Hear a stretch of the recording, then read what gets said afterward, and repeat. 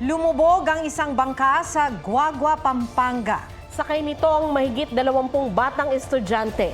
May report si CJ Turida ng GMA Regional TV. Nagmamadaling lumusong at lumangoy ang mga residenteng iyan patungo sa isang bangka sa ilog sa barangay Bangkal, Guagua, Pampanga. Ang bangka unti-unti nang lumulubog. Sakay nito ang mahigit 20 batang grade 1 hanggang grade 4.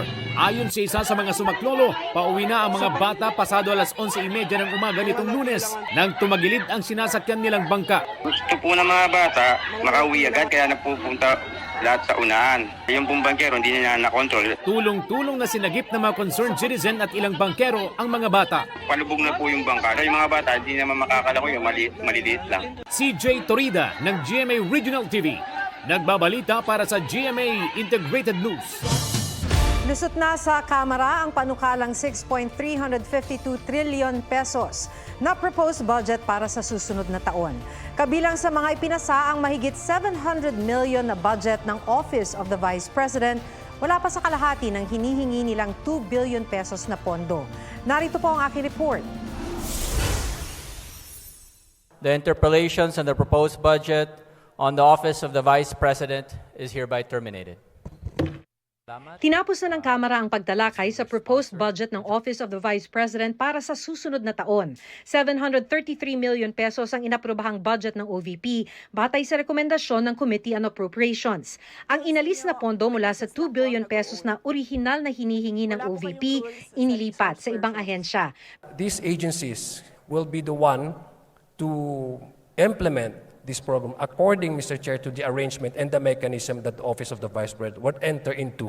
Pero panukala ni ACT Teachers Party List Representative Franz Castro, pondo para lang sa sahod ng mga tauhan ng OVP ang dapat ibigay.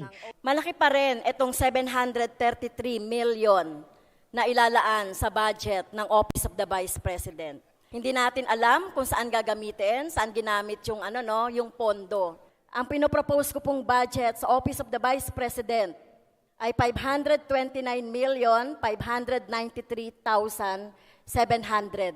Sabi naman ni House Speaker Martin Romualdez na uunawaan niya ang pagkadismaya ng ilang mambabatas. Pero tutol daw siya sa mga mungkahing bawasan pa o kaya'y bigyan ng zero budget ang OVP. Sa manifestation ni Camarines Sur Representative Gabriel Bordado, inihambing niya ang pondong hinihingi ni Duterte sa pondo ni dating Vice President Leni Robredo na nasa 700 million pesos lang. Vice President Robredo's office was able to implement impactful, transparent programs with every peso accounted for and allocated prudently.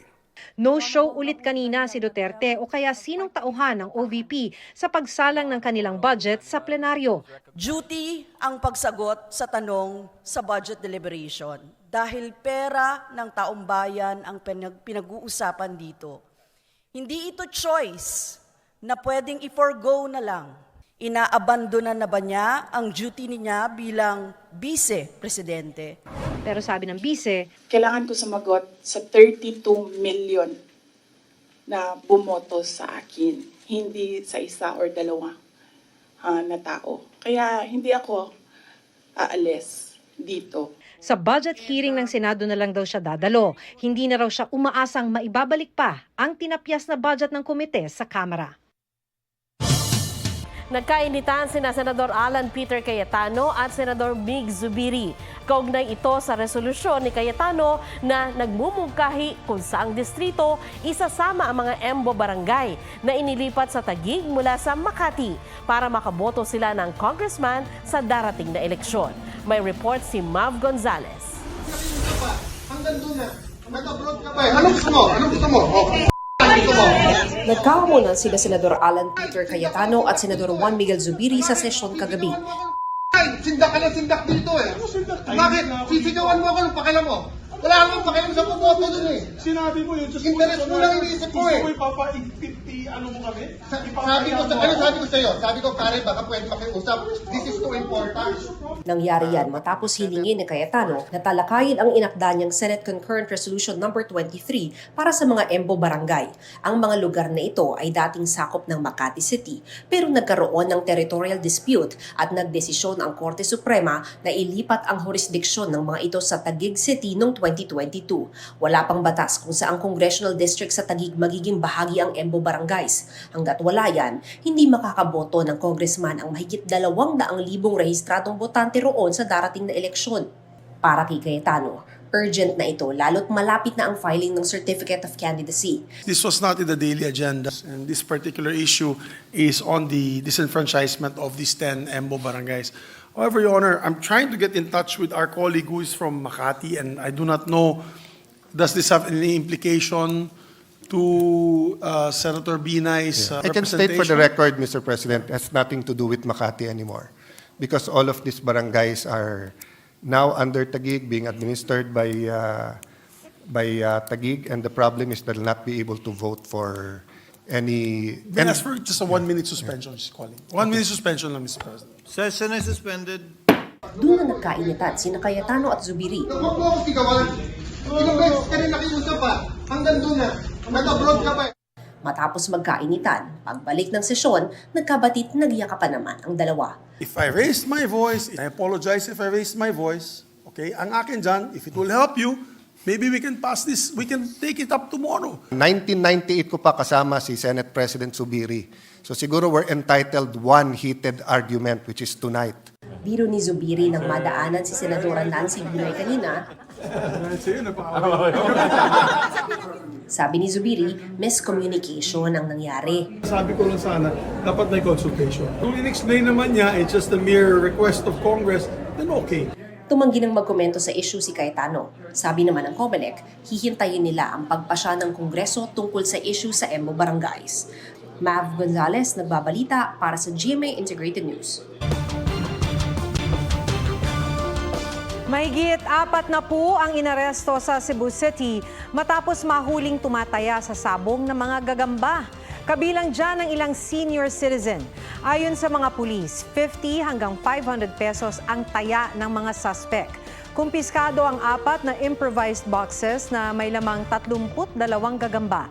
Nakuha rin sa mga suspect ang improvised fighting arena na may stick, stand platform, table at mahigit 2,000 pisong cash. Sasampahan sila ng paglabag sa anti-illegal gambling law.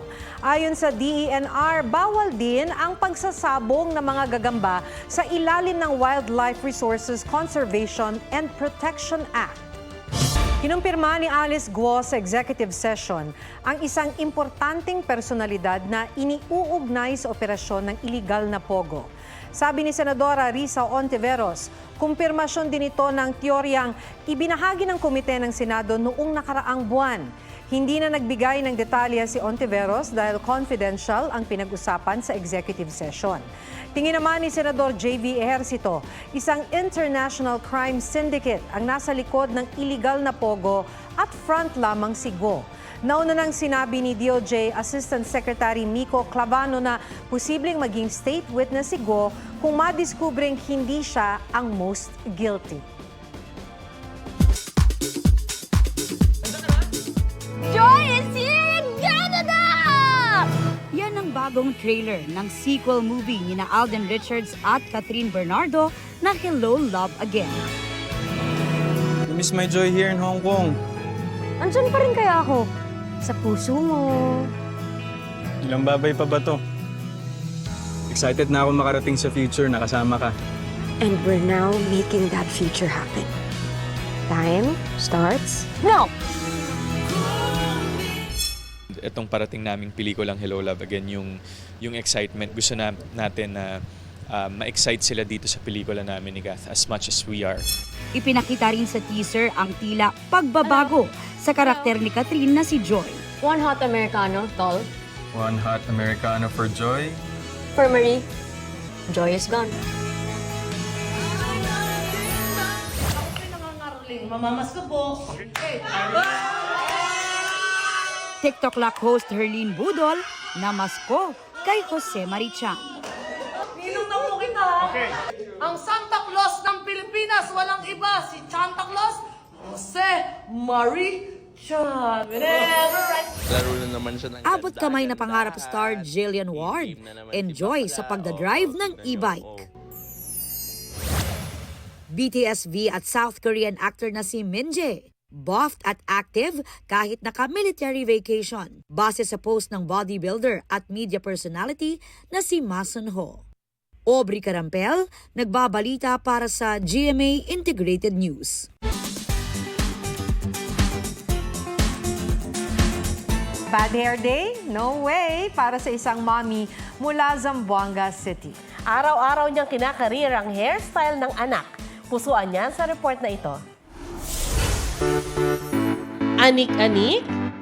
Hindi ah. Anak yan ng mommy na mahilig sa maximalist hairstyle. Ito ang masterpiece ni Mommy Jessa Pedrosa para pretty ang 6 years old na anak na si Akisha. From colorful hair clips to cutesy ribbons. Pinagtyaga-tyaga ang suklayin, tirintasin at punuputin ang buhok to complete the look ng anak pagpasok. Kaya agaw atensyon ang crowning glory ni Akisha. Dahil maayos ang buhok, hindi rin mainit kaya literally feeling cool. Bonding moment na rin nilang mag-ina ang pag-aayos ng buhok. At promise ni Mommy na laging aayusin ang hair ng kanyang pretty hair. Huwag magpahuli sa mga balitang dapat ninyong malaman. Mag-subscribe sa GMA Integrated News sa YouTube. Sa mga kapuso abroad, subaybayan nyo kami sa GMA Pinoy TV at sa www.gmanews.tv.